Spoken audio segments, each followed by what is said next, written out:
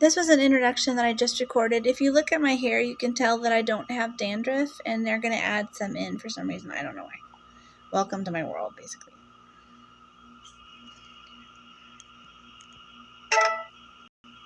And this stalker just screenshotted me.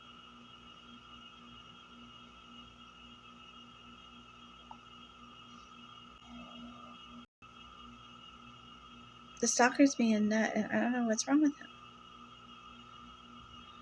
I don't have a filter on. I can't fast forward this. It's being really strange. What is the matter with him? Y'all, I'm sorry. I don't even know what's wrong with this guy at all.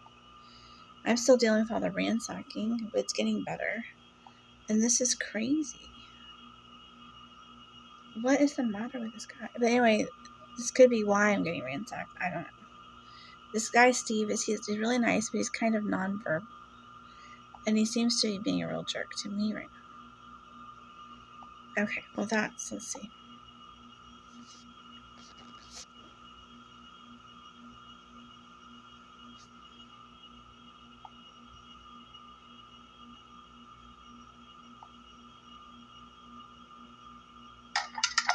Japan, Brazil, England.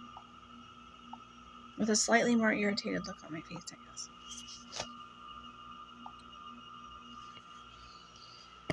Okay, y'all.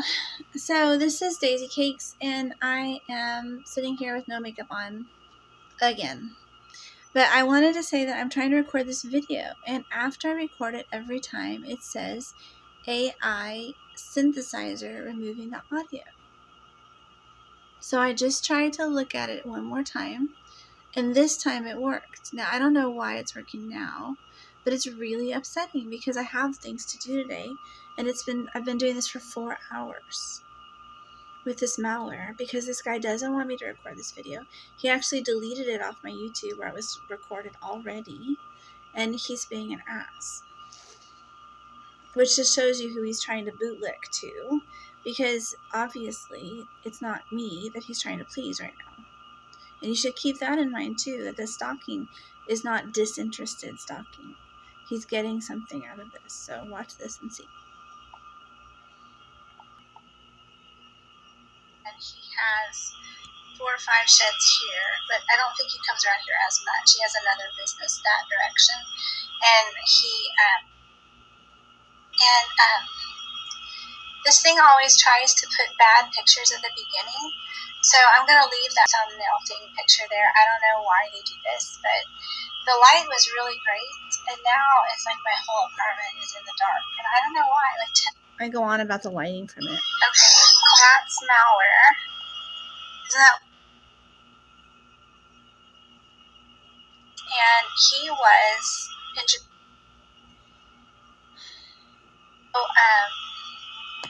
They're both malware. Don't spend any time at all being bored on anything.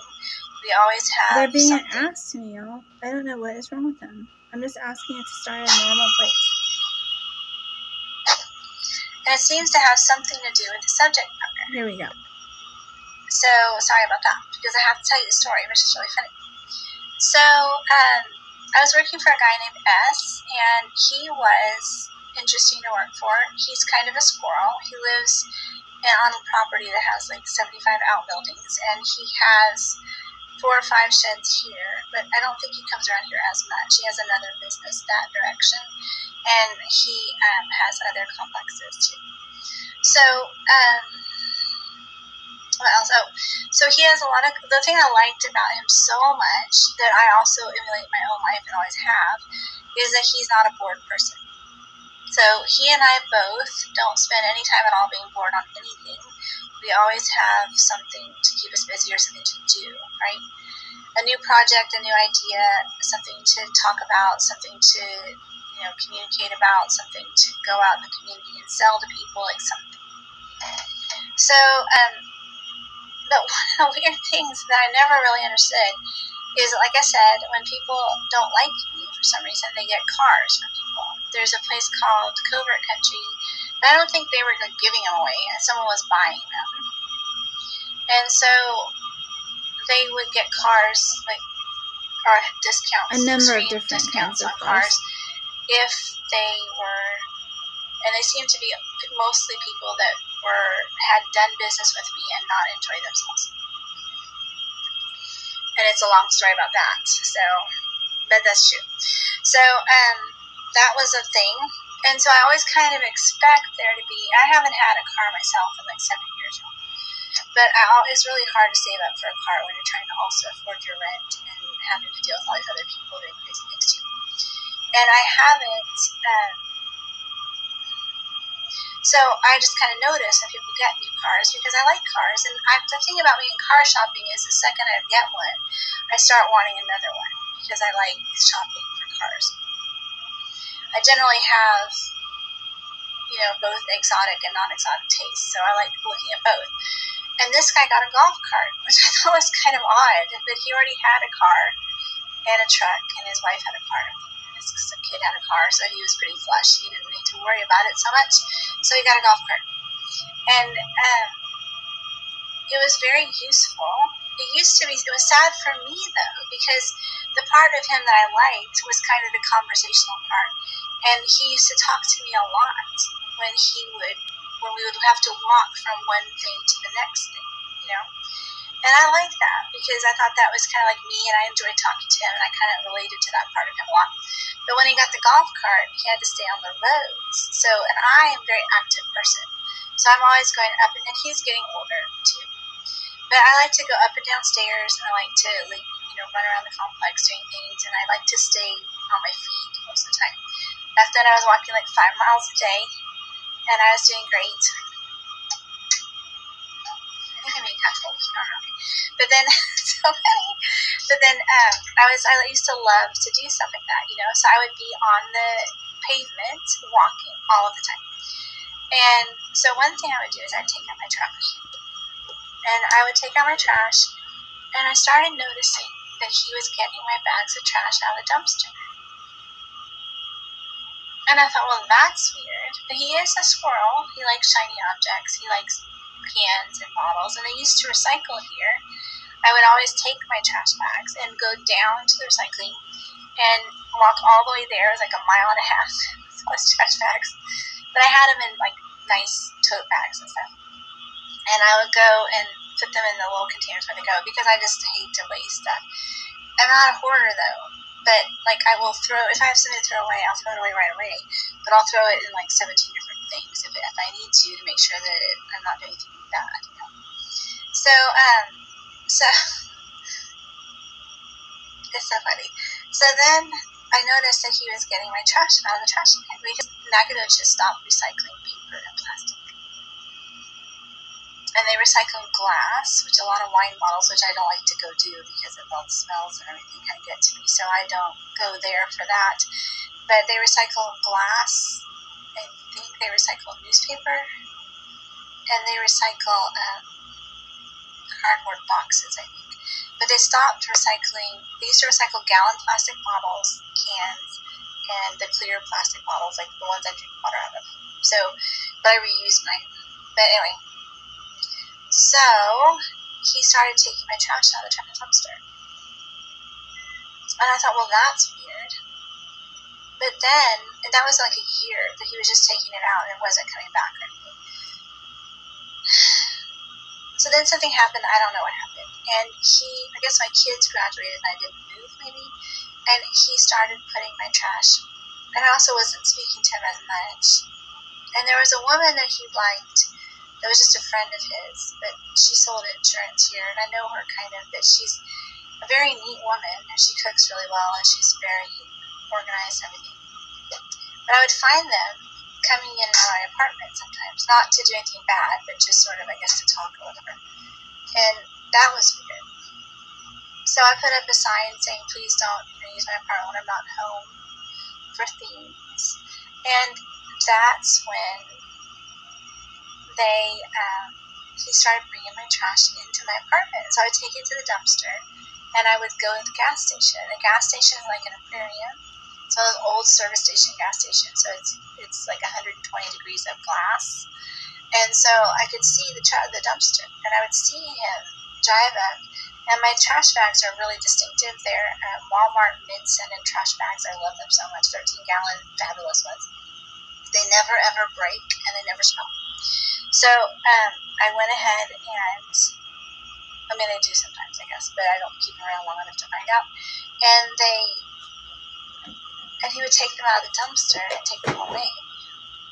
And then I started waking up and there would be trash spread under my bed. Not by him necessarily. Sometimes people would bring in a dog. Sometimes C would come in with a dog. Sometimes C would come in and just kind of go through it. And sometimes hungry people would come in and go through it. And I'm just saying one bag back then. Like one bag is all I ever had in my apartment, if I ever even had that. And usually what they were doing is bringing it back. And I could tell because, like I said, I have a photographic memory that's really upsetting sometimes because, like, I know barcodes sometimes, and I know items, you know? So, and I'm not autistic, I'm not a savant. Everyone's always tried to pin that on me. Like, the three things that people try to pin on me are autistic, savant, which, you know, thank you, but no. And the other thing is, I'm between 1,600 and 1,800 on their SATs, all of them. And I get pretty much perfect scores on standardized tests, except for the SAT, which I was, like, hungover, busy for or something. But anyway, so I did fine. So, anyways, my freaky brain, I don't know what's wrong. But it's not that. I'm not a savant. Like, in any one thing, I'm not a savant. I don't think, anyway. And the other thing they try to pin on me is diabetic. Also not diabetic. I've been tested for it, like, thousands of times. And thyroid, no problem there. But anyway, so he brought back the trash. I'm kind of vamping because it's so upsetting to talk about. Because I do have a photographic memory. So it's like, what on earth is my trash doing back in my apartment? And it is my trash. So let me show you this thing right here. You see this little divining rod thing right here? This is one of these stakes right here. I have 10 of them. And I'll tell you a story. Like, that woman is not ending up on a background check. She seems real sweet. So, so 3 years ago, coronavirus lockdown, Christmas time, I like to decorate for Christmas. And I was like, I cannot believe that I usually make ornaments for every member of my family. I do a lot of stuff by hand because I don't have a lot of money to buy gifts for people. So I was laughing because I was like, I need a tree and I want a live tree. I'm allergic. I have some cedar allergies. But, I mean, they clean the air so nicely, y'all. If you can live around pine trees, it's a great way to live. So, plus acid soil and hydrangeas and all that stuff. But anyway, so I was I thought I got a great idea. And I said, I will get pots and I will put dirt in them. And I will buy ivy plants and I will make a living topiary Christmas tree, 2 matching ones. And I will put them outside and I will put lights on them for my Christmas. That will be my 2020 Christmas, right? So in San Antonio, I can grow anything, like, really fast. And I was growing everything in, like, months. It would grow feet. So I got 6-foot stakes, and I put them in pots and put dirt in them, and planted ivy, variegated ivy, and wrapped them around the stakes and waited.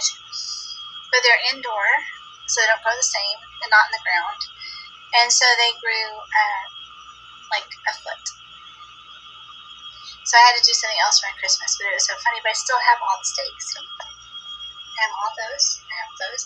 They come in handy for just about everything you can imagine. I'm going to make a room divider out of them. They make good curtain rods. They make good emergency shower curtain rods. They're wonderful. I've used them for things that hold the door shut for the cat. I've used them for so many things. They're really, really great. If I had little kids, oh my God, we'd have so much fun. So, that was wonderful. But like I said, I memorized barcodes, and they have barcodes on them. And one of them was in my bathroom, and it got bent. And I had to throw it out, because I was laughing when I did it, too, because I was like, Steve would be like, what can I do with this? Because it was bent in 3.5 foot lengths, right? But I put it in a trash bag and tied it shut and put it in the dumpster. Well, it's back, and this isn't the first time it's come back. I don't know if he thinks that maybe I should do something with it, or if someone else thinks that it's like easy trash to recycle and bring back in to bug someone. But it's like the steak that, I mean, I don't know how to explain it, and everything. But I went through well, that's the stage for another time, but that's a story for another time.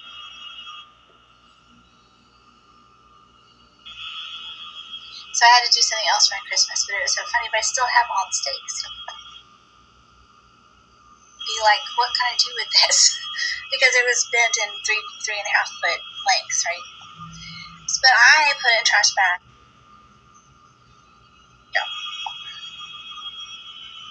You see, that is the steak. He thinks the same steak. I checked it.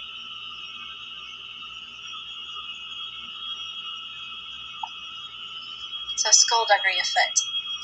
And not only that, but there's some trash here that's not my trash. You know, I used to be a light sleeper. I used to be a sleepwalker. So I have all of the trash to recycle and bring back in to bug someone. But it's like the steak that, I mean, I don't know how to explain it. Like, people have made all kinds of jokes about me, like I'm a vampire, because, you know, the general gestalt and everything. But I went through well, that's the stage for another time, but that's a story for another time. It's so silly. But I am not immune to these accusations. However, I'm only goth on Thursdays now, and I don't need steaks for anything. So let me show you. That's not a piercing, that's a cat scratch. Not doing that on purpose. That's what the other woman does. Maybe she's doing stuff and she's like not thinking about her hands. I doubt it. But here we go. Instead of making the pinky promise sign, but I know she is. So See? That is the steak. And it's the same steak. I checked it.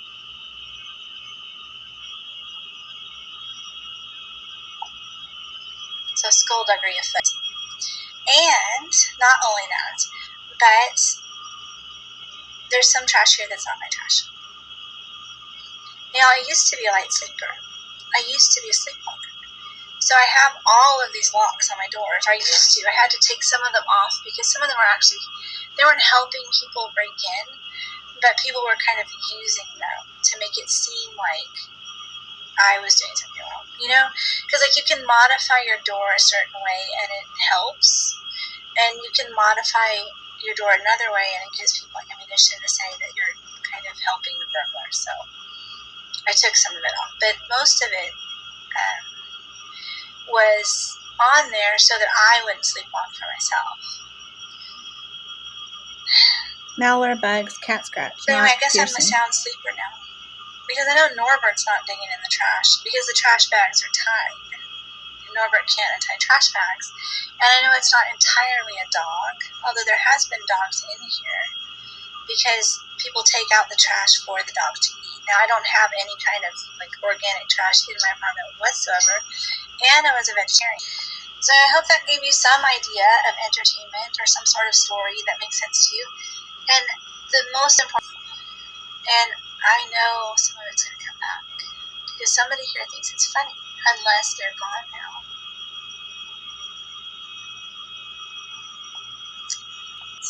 Because I'm so nice about it.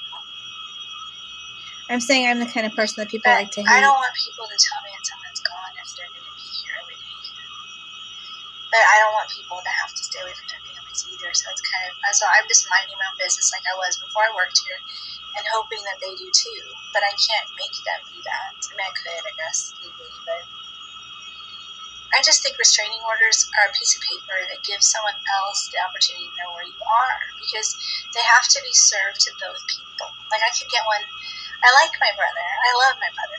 But my brother has special needs and he has emotional disturbances. And he can be kind of quick with his hands, right? Snatchy kind of thing. Not so much violent. But for some reason, my stuff makes him dangerous, right? And so as a courtesy to himself, I had considered getting a restraining order so he would stay out of trouble. And because proximity control used to do that for him. But where I'm concerned, it doesn't work anymore. So I was thinking of doing that. But the problem with a restraining order is that it tells the other person where you are because they have a legal right to know where they can't go, right? So it gives them the general area that you're living in and asks them not to be around you when they're in that area. And to me, that's too much information for someone else to have about me, even though a lot of it's available online right now. But it's still... Plus, I like my brother. You know, I love my brother, and I want him to be safe, and I could have a hamburger at Denny's with him and be okay, and stuff like that. It's just the following me home, or the getting into my bank account, my mail, that kind of thing. But I don't want to need one, and so I'm kind of I'm sort of tabling it for right now. Hopefully that won't turn out to be a mistake like in the movies, but so far it's been okay. It's very scary. And I have, all the people that work with me, because of various people, and not in my family, but because of these other families that were harassing me, they all had fake names and everything. But I was never given the option to protect myself, even though they knew that I was under attack from these people and my own family. I was never given the option of having a fake name. And in fact, I was asked to put my phone number and my email on my parent correspondence, and I said I'm not going to do that. I said they can have my email, and I'll respond to them within 24 hours, but they can't have my phone number because I am a single mom of 2 girls. They were 6 and 8 at that time. And I was like, I can't really give that information out because I have to do things with them at night. And so when I leave here, I have to have my time be my time. But if they email me, I will certainly, forward it to someone if it's an emergency, and definitely respond to it the next day at work. And I think that's... They were 8 and 10, I should correct. Especially in these day and age with we had web pages. My web page was so amateurish, but we have web pages where you can, they could post a message on the web page if they needed to, and I could get in contact with them then if it was an emergency. And there's always, a choice of contacting an administrator or whatever if they need to do that as well. But people have always encouraged me to not have any privacy, and I've never really understood why that is. There's something about me. I am very transparent because I believe, democracy dies in silence. Like I always say, democracy dies in silence, and stalking dies in transparency. The more transparent you are, the less joy, the less feedback people get when they stalk you. So I try to put everything on YouTube. That way they can watch it for free. And it takes them standing at my window away, which is terrifying, and happens on the regular, almost at least not more than once a day, just about.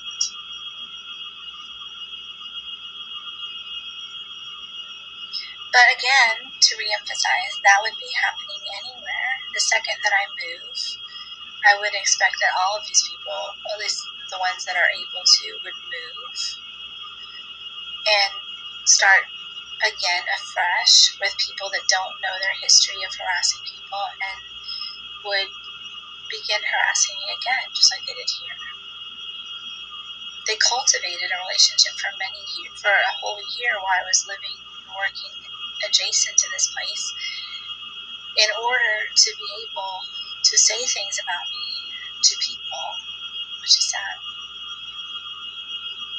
All because their children encountered professional difficulty, not through my doing, but because once again they thought that I was going to get in trouble for something, and I didn't actually do anything wrong, and they got mad about it, like the sex abuse thing I was telling you before, where they were like, oh, we'll pin this on her, and then it didn't work because I actually did not have anything to do with it whatsoever, because I was talking to my daughter in my daughter's classroom, and I was kneeling next to my daughter's desk when the kid ran in.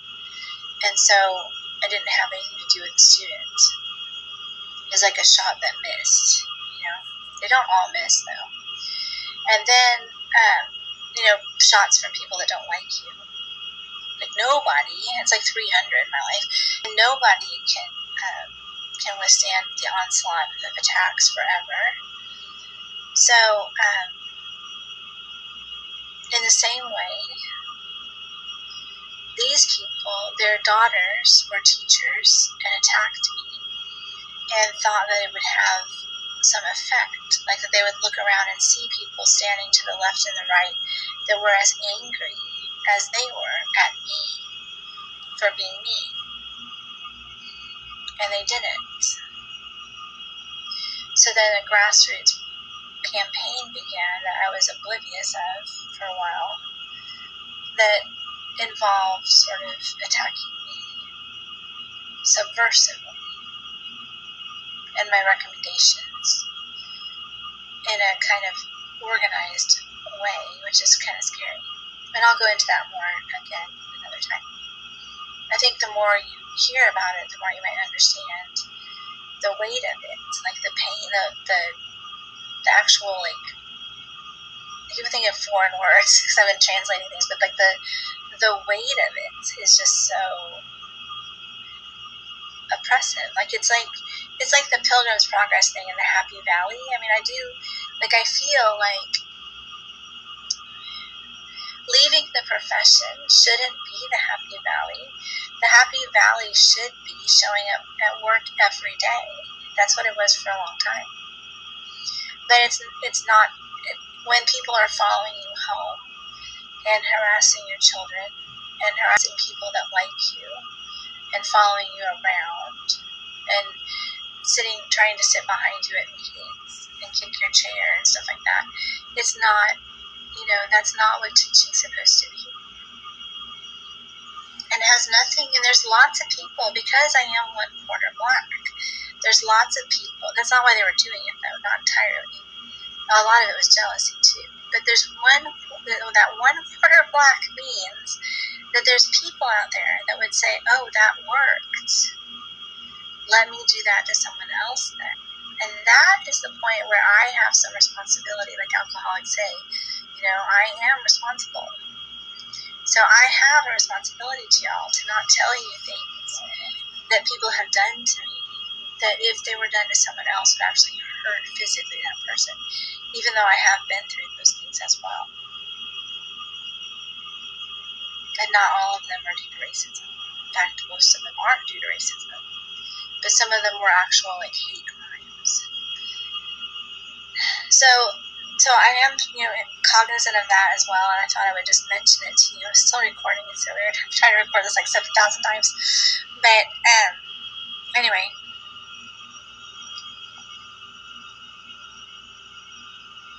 I believe in unforced errors and forced errors, like baseball, I've always